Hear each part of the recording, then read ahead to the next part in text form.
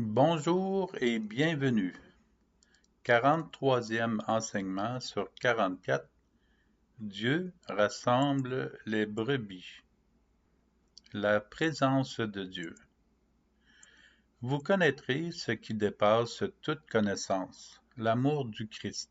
Alors, vous serez comblés jusqu'à entrer dans toute la plénitude de Dieu. Éphésiens, chapitre 3, verset 19. Un pasteur qui se laisse guider par Dieu qui nourrit son peuple est un pasteur qui apprend et écoute aussi les questions de celui-ci. Le prêtre apprend du peuple et en retour, il nourrit le peuple du savoir qu'il reçoit par ses recherches et sa prière avec le Christ.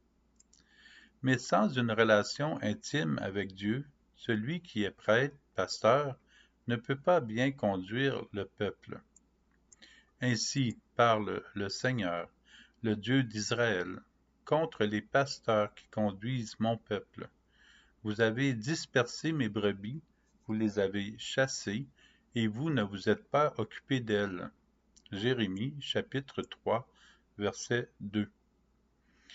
Même si cela nous semble inconcevable et foncièrement erroné, même injuste, parce que nous pensons qu'il nous appartient de guider nos communautés, seul Dieu peut bien conduire son peuple, non pas nous. Sans l'acceptation de Dieu dans notre vie personnelle, nous errons et nous pouvons conduire à errance les personnes qui nous entourent. Dans ce prochain passage, Dieu a la réponse. Il souhaite que nous œuvrions grâce à lui, avec sa sagesse. Je les rassemblerai moi-même, mes brebis, de tous les pays où je les ai chassées. Je les ramènerai dans leur enclos. Elles seront fécondes et se multiplieront. Je susciterai pour elles des pasteurs qui les conduiront. Elles ne seront plus apeurées ni effrayées, et aucune ne sera perdue. Oracle du Seigneur. Jérémie, chapitre 23, versets 3 à 4. Dieu merci, aucune ne sera perdue avec Jésus. Dieu, dans l'Ancien Testament, rassemble ses brebis. Et il ne parle pas seulement à ceux qui sont prêtres et à ceux qui sont évêques. Il nous rappelle que chaque humain a cette responsabilité, que chaque personne est importante et qu'il est nécessaire de les connaître, puis de les guider vers la parole de Dieu et l'Eucharistie, vers le Seigneur. Un détail est important à relever dans ce dernier passage. Dieu n'a jamais chassé les brebis de son enclos. Nous le savons, ce sont les brebis qui ont la tentation de s'exiler et de se cacher hors du paradis. D'ailleurs, Jésus nous raconte la parabole de la brebis perdue pour nous rappeler que chacune est importante pour lui. Parfois, nous partons au loin. Changer de pays n'est pas ce qui est en cause ici. Nous nous éloignons de Dieu et nous perdons le sens de la vie, de la voie et de la vérité. Dieu est toujours avec nous, mais nous devons aussi accepter de demeurer dans son enclos, là où nous sommes. Ce n'est pas la mission de seulement quelques-uns. L'humanité est invitée à devenir pasteur du troupeau de Dieu. Chaque personne a la responsabilité de les inviter à se rapprocher de la source qu'est le cœur de Dieu. En conduisant ainsi des personnes au Christ, nous apprenons davantage comment nous rapprocher du pasteur, puisque nous demeurons dans l'enclos, près de lui et lui près de nous. Paul nous dit, c'est lui, le Christ, qui est notre paix. Paul aux Éphésiens, chapitre 2, verset 14. Il est notre Seigneur et notre berger, le seul vrai pasteur, c'est Jésus. C'est Jésus qui s'occupe de ses brebis. Et nous sommes autour du troupeau qui les rappelle à l'enclos où demeure Jésus. Notre participation à sa mission est nécessaire et encouragée. Nous trouvons alors un moyen de permettre à Jésus, bon pasteur, de parler à travers nos voix pour rejoindre et conduire les brebis dans sa voie jusqu'à son enclos, jusqu'à son royaume. Et c'est là que c'est très fragile, pour ne pas dire hasardeux, de faire ou dire quelque chose qui éloignerait une brebis en n'écoutant pas le berger. Jésus nous invite à conduire les brebis près de lui.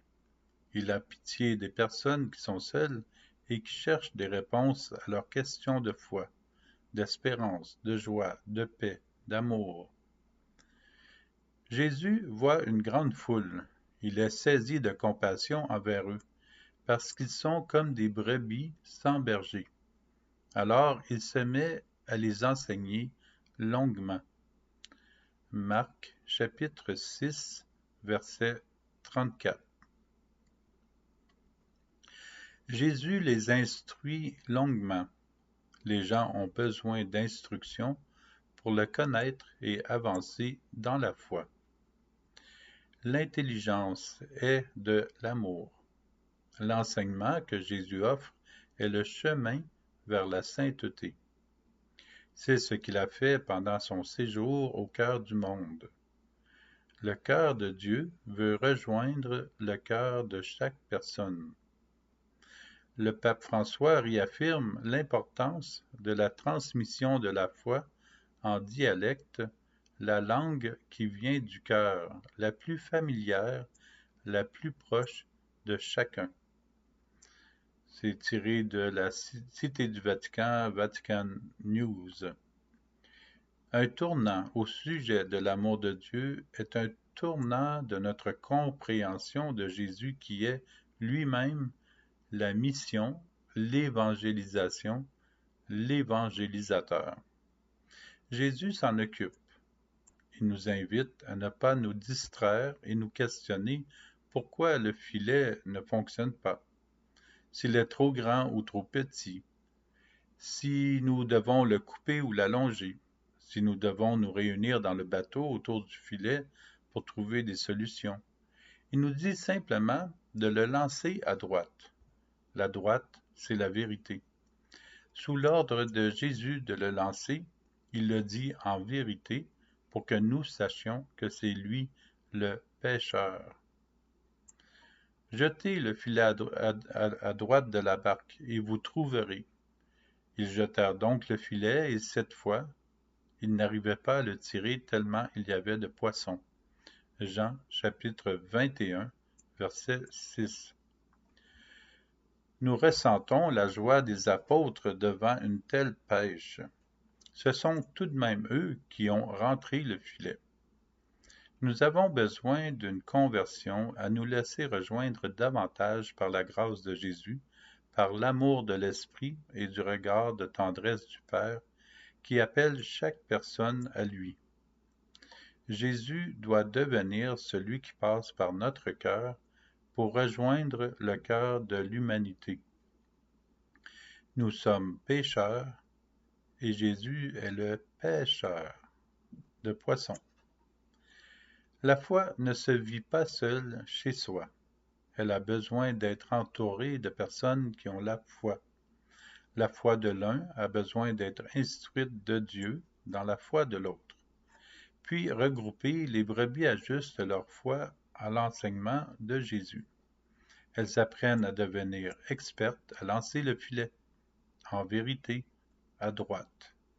Il est opportun de rappeler ce principe pastoral qu'énonce le catéchisme de l'Église catholique. Toute la finalité de la doctrine et de l'enseignement doit être placée dans l'amour qui ne finit pas. Car on peut bien exposer ce qu'il faut croire, espérer ou faire, mais surtout, on doit toujours faire apparaître l'amour de notre Seigneur afin que chacun comprenne que tout acte de vertu parfaitement chrétien n'a pas d'autre origine que l'amour et pas d'autre terme que l'amour. Catéchisme de l'Église catholique, 1999, sous Saint Jean-Paul II, numéro 25. Lorsque nous sommes instruits par des personnes qui accueillent et suivent Jésus, nous avons les ressources gagnantes pour solidifier notre foi et rencontrer le bon berger. Là, nous retrouvons la paix et nous vivons la présence de la Trinité au cœur de la bergerie, près de Jésus. Le berger veille à la porte. Il veille aussi sur le loup qui se tient au loin. Nous sommes invités à être présents dans le monde pour permettre à Jésus d'aider les personnes à le retrouver, lui, la voie, la vérité et la vie. Sinon, elles deviennent fragiles et vulnérables lorsque le loup se présente. Jésus est le bon berger qui rassemble les brebis d'Israël et du monde entier. Chaque brebis perdue, égarée dans le mal et la souffrance, il veut la ramener au Père. Jésus envoie encore des prophètes aujourd'hui, des pasteurs, puisqu'il veut que son message de liberté et de salut passe par nous. La pastorale, déjà sociale en soi, pour l'humanité, permet à l'amour de Dieu de passer de cœur en cœur. Peut-être que même les loups, les gens qui côtoient le mal, retrouveront la route vers la bergerie et ils vivront une profonde conversion en Jésus. Qui sait?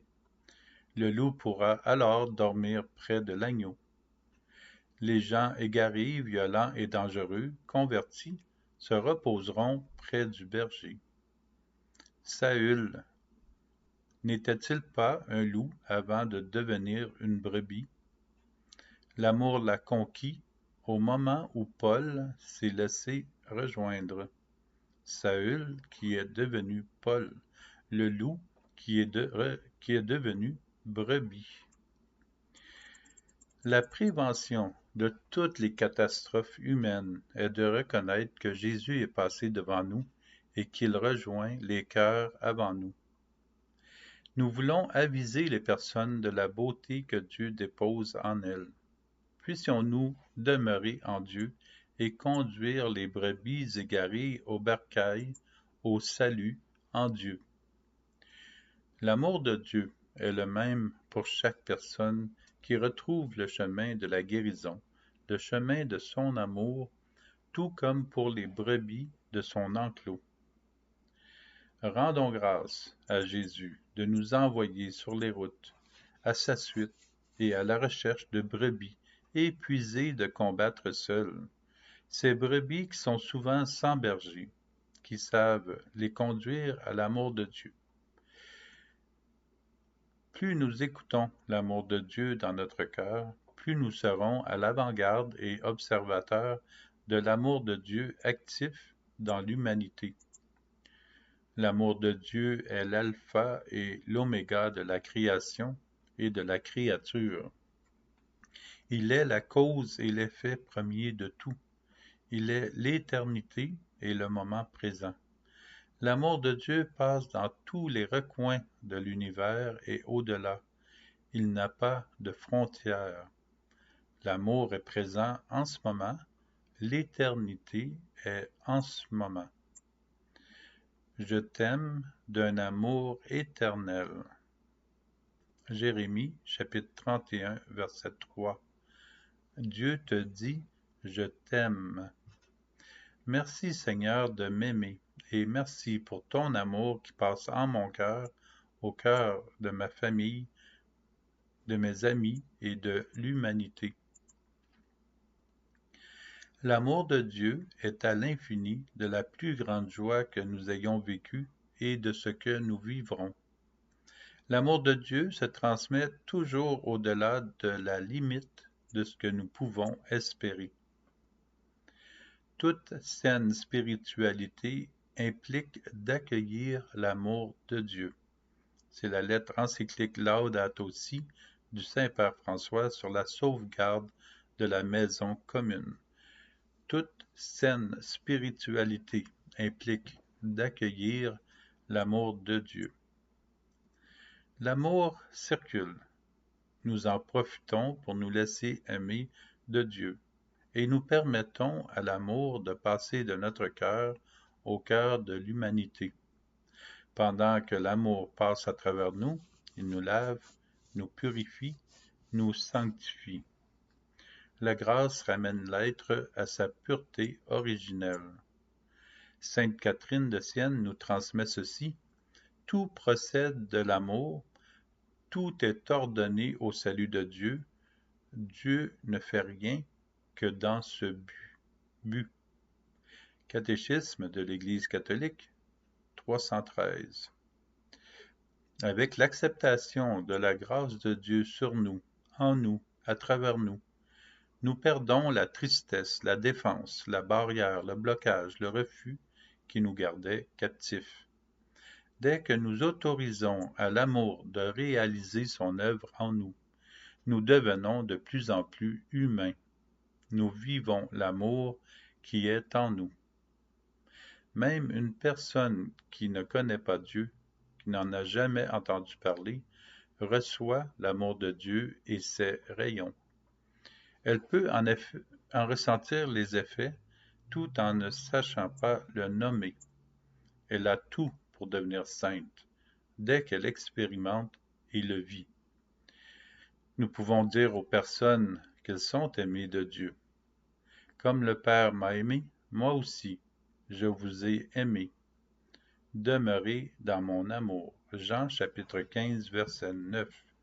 Comme le Père m'a aimé, moi aussi, je vous aime. Demeurez dans mon amour. Reconnaissons l'importance d'apprendre à nous laisser aimer de Dieu et de voir Dieu dans l'humanité, de permettre à Dieu d'aimer l'humanité, de dire aux gens qu'ils sont aimés de Dieu, de permettre à l'amour de circuler dans l'humanité. Voilà le verre d'eau que le Seigneur nous offre et offre à toute personne en passant par notre cœur et nos mains, son amour. L'amour est Dieu, il est présent et il circule, que la personne en soit consciente ou non. Au revoir, à la prochaine.